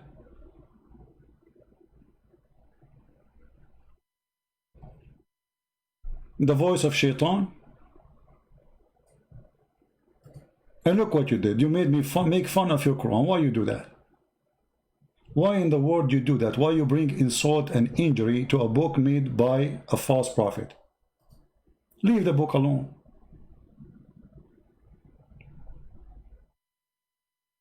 Man.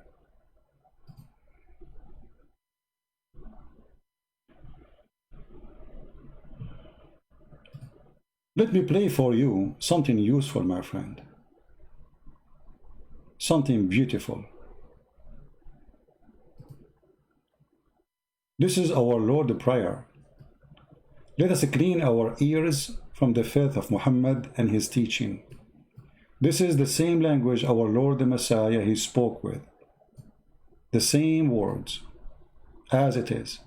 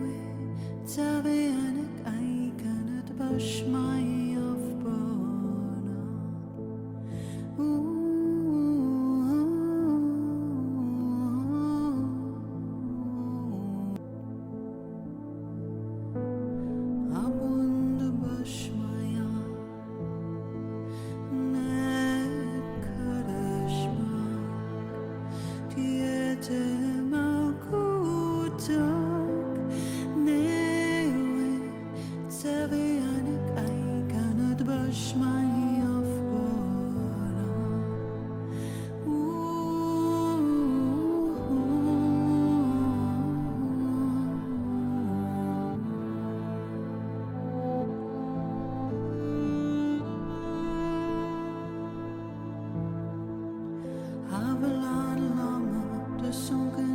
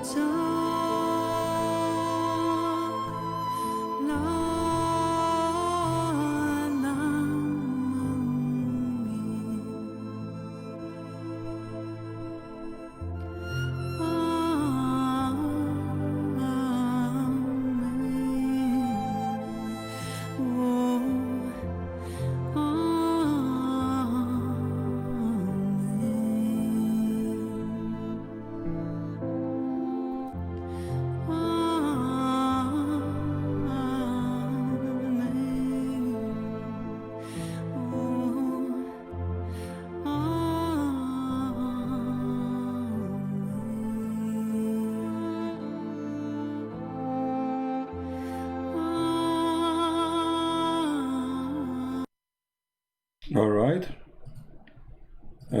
Some people asking for a link for the video. I will give it to you in a second. Give me a second. All right. This is the link. Here we go.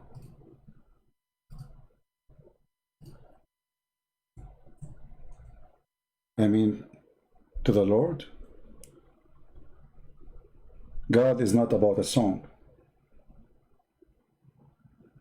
And not about a voice too.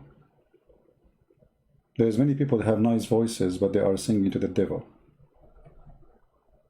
Muslims, they bring somebody have nice voices to sing the Qur'an for you. But the word of the Qur'an is evil, stupid, and foolish. So don't follow God because of a nice voice.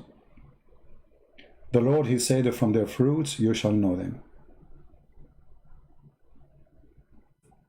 And if you can find me better fruits than the fruits of Jesus the Christ, let me know. In the year 2020, United Nations, they will never have somebody saying, love your enemy. 2,000 years ago, Christ the Messiah said, love your enemy. If we practice, this is only a sentence from him, not a book. The whole world will change. No homeless will be. No child will be without food or school. We spend trillions of dollars in every country because we have enemies. Just one sentence of Christ's teaching can change and flip the earth to be heaven.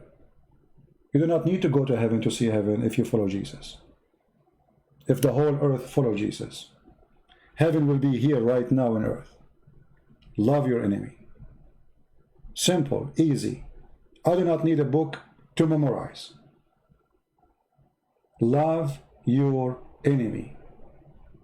And if the enemy love me too, who is the enemy? That's how God is. It's not about somebody telling me, I have amazing Arabic language, and then we check it out, we find it's a stupid, foolish.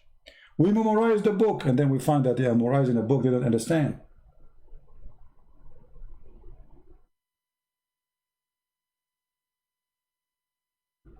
Don't be a blind who believe because of a beautiful voice.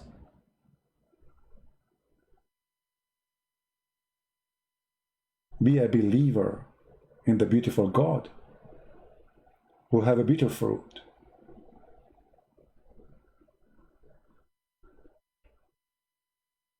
We will not have a competition about who his voice is better, and whoever his voice is better, his God is better. That will be stupid.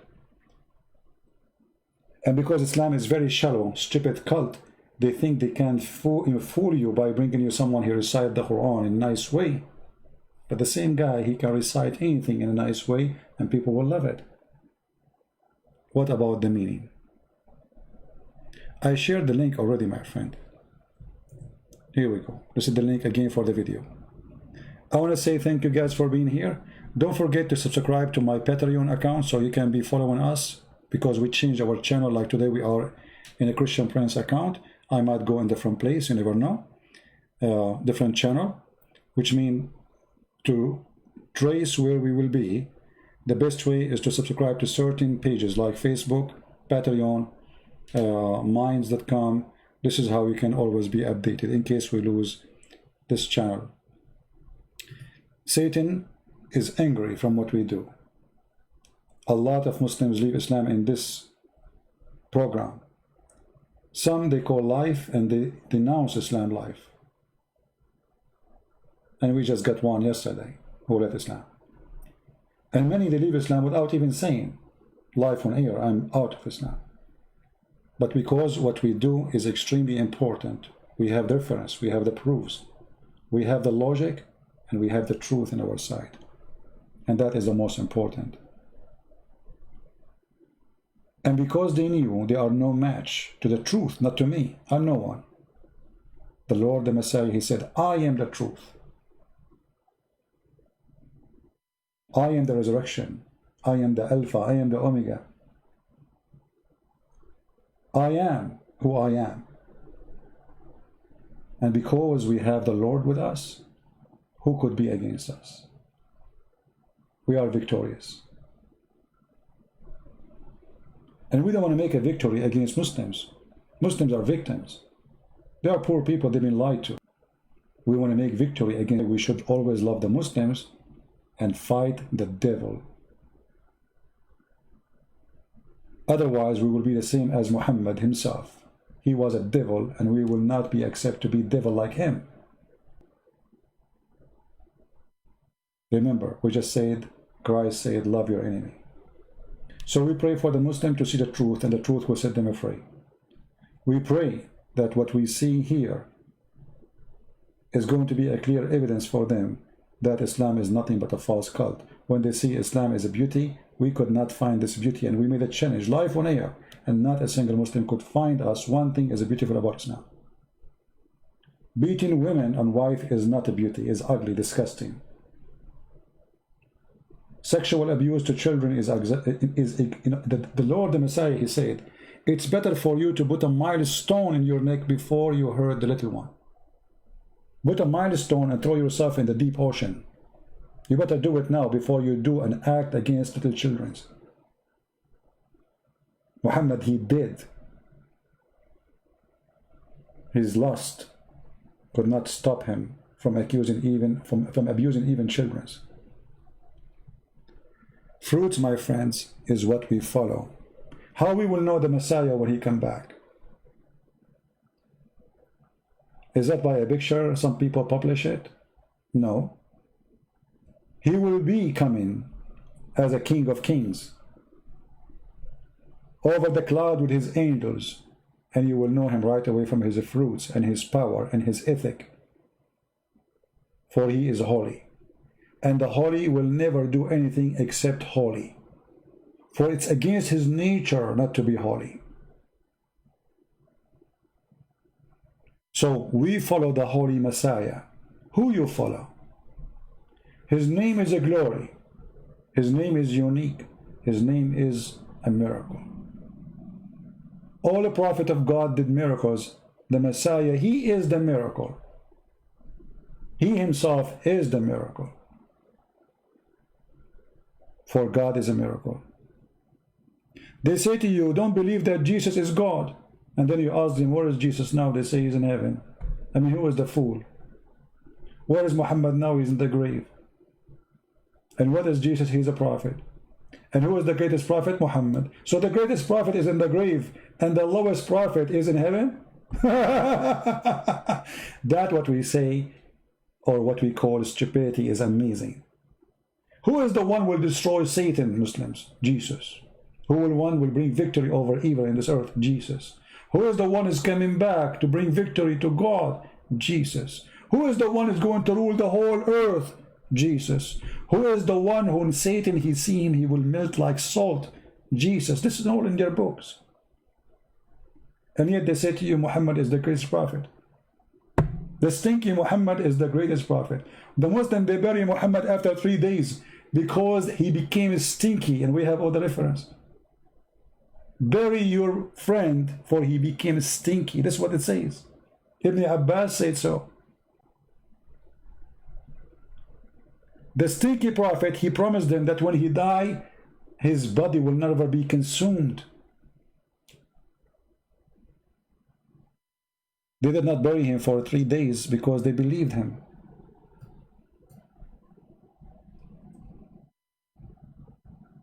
And after 3 days, the hadith says, قَدْ رَبَى بَطْنُهُ, his belly became full of fart.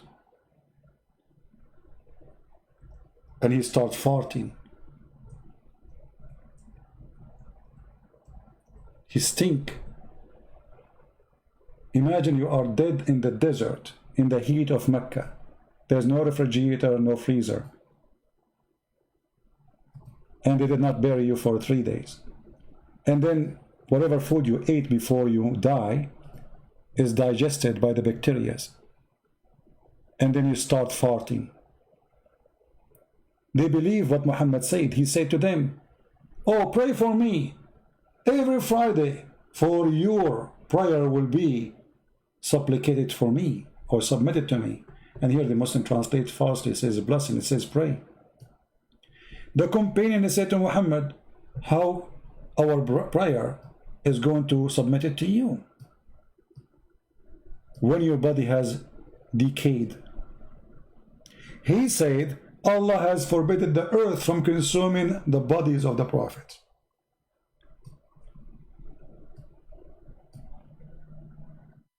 How you Muslim follow Muhammad if he was stinky after he died, when he said that my body will never decay? What about we open the grave of Muhammad right now and see if it is there? Just one act will tell you if Muhammad is a fraud or not. Go open his grave. If you see dust, Muhammad is a fraud. If you see his body preserved as it was, stinky, as the hadith says, for it was a stinky after 3 days. So what is going to be after 1400 years ago? After?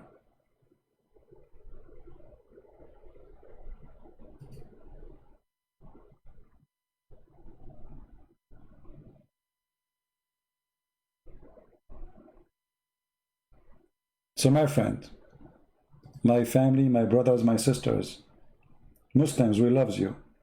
And all the Christians here, they don't hate you. They pray for you. We pray to the Lord to show you the truth. While your prophet, he was stinky after 3 days, the Messiah, he came from the tomb. For God don't die.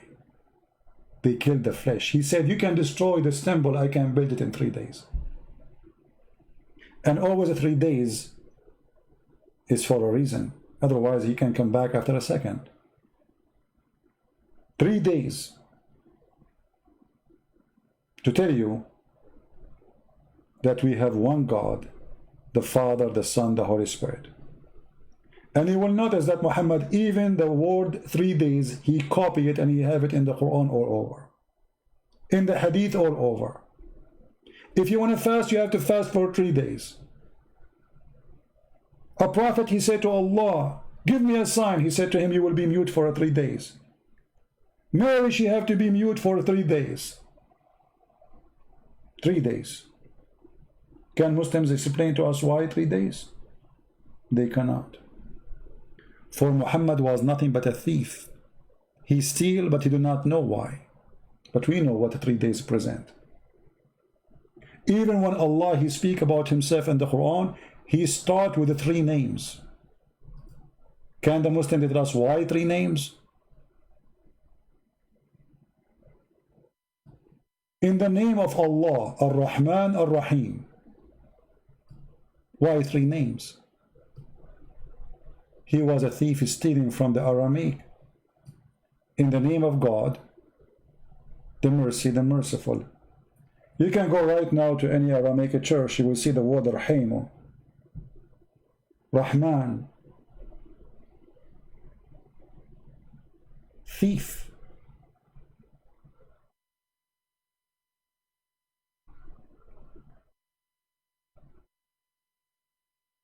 He is a fraud. I want to say thank you guys for being here. May the Lord bless you all. And again, I will be away for a few days, so don't worry about me. I might make short videos using my phone or whatever I have during the time I'm away. Actually, where I'm going, I have a internet there, but I'm not planning to take a computer with me. I like to be a light in my travel. So it will take a few days before we can go live normally, but I will post some videos from time to time. It's going to be just a few days and we'll be back. So thank you all. May the Lord bless you. Christ is our Savior and on him we trust. Never trust someone, his name, Christian or a Christian prince or a Christian priest or a Christian bishop. Trust the Messiah only. Never put your trust in a man, for all men are sinners. All men are sinners. Trust only the Lord. He is only holy. The rest is not, including me. So I put my trust that the Lord, he will take care of you. And I put my trust in the Lord that he will open your eyes and your heart. I put my trust in the Lord that he will be with us wherever we go. He said every 3 of you, every 2 of you mention my name, I will be there between them. I will be the third. We trust the Lord. We don't trust the man. You trust the man, you fail. The man, he changed. His heart changed. He thought it changed. He got corrupt. He got tempted. He's weak. The Lord is powerful. He defeats Satan, and Satan is under his feet. I trust the Lord that we will see each other again soon, and we will be back on live, on air, and we will save more Muslims, bring them back to Christ. Again, subscribe to my page in Patreon so you can see even the short videos which I'm going to post during the time I'm away. And until then, I say thank you very much. God bless you, and see you soon. Take care.